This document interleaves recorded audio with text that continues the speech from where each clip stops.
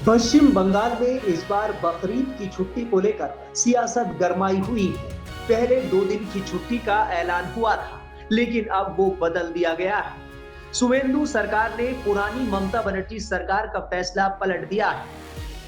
पिछले साल नवंबर में जब बंगाल में ममता बनर्जी की सरकार थी, तब राज्य सरकार ने एक नोटिफिकेशन जारी किया था। उसमें बकरीद पर 2 दिन की छुट्टी का ऐलान किया गया था, 26 और 27 मई, यानी ईद से एक दिन पहले और ईद के दिन दोनों दिन छुट्टी रखी गई थी। लेकिन अब बंगाल में सरकार बदल चुकी है, बीजेपी सत्ता में है। नई सरकार ने वो पुरानी घोषणा बदल दी है। अब सिर्फ एक दिन की छुट्टी रहेगी और वो है 28 मई।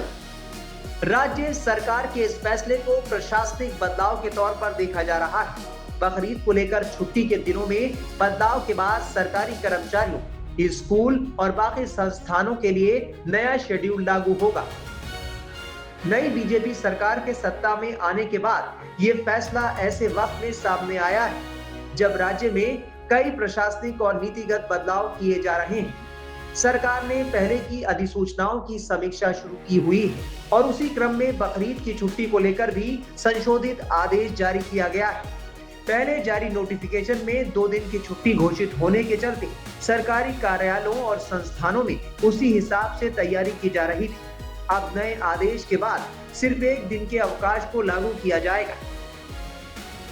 वहीं बकरीद से पहले देश के कई हिस्सों में पशु कुर्बानी और उससे जुड़े नियमों को लेकर सियासत गर्मा गई।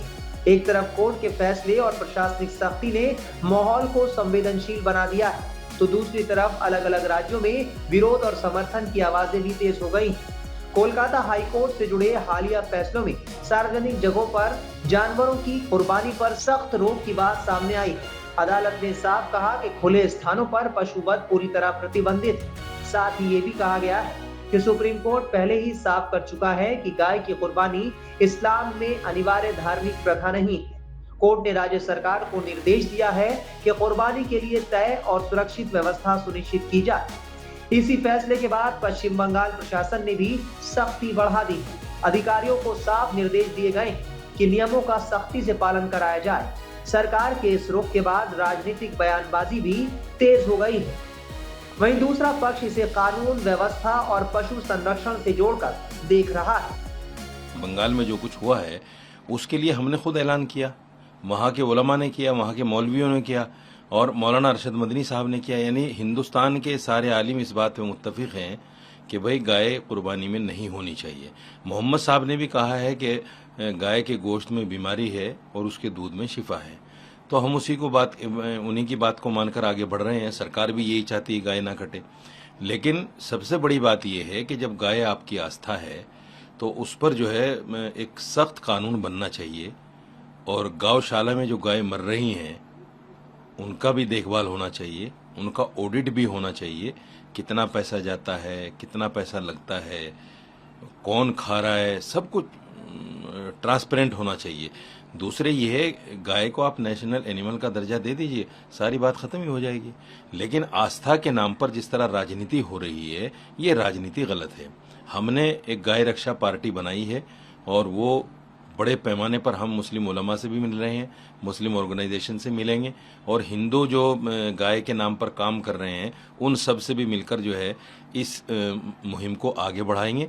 और हम नहीं चाहते कि हमारे हिंदू भाइयों की आस्था पर कोई चोट हो। दूसरी तरफ पश्चिम बंगाल में आम जनता उन्नयन पार्टी के अध्यक्ष और विधायक हुमायूं कबीर ने राज्य सरकार के एनिमल स्लॉटर कंट्रोल एक्ट 1950 के तहत जारी एक आदेश को चुनौती दी है। कबीर ने कहा कि कुर्बानी 1400 साल पहले से चली आ रही है और राज्य में कुर्बानी नहीं रुकेगी। उन्होंने कहा कि जब तक ये दुनिया रहेगी कुर्बानी होगी। हुमायूं कबीर के इस बयान के बाद बंगाल की सियासत गर्मा गई। हालांकि बाद में हुमायूं कबीर ने यू टर्न लेते हुए कहा कि सभी को कानून का पालन करना चाहिए।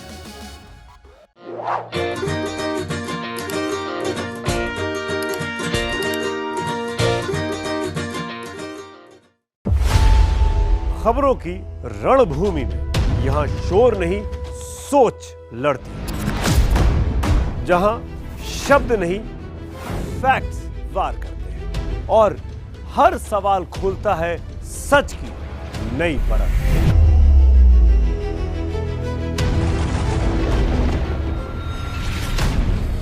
चक्रव्यूह, आपके अपने सुमित अवस्थी के साथ सोमवार से शुक्रवार शाम 6:57 पर टाइम्स नाउ नव भारत पर।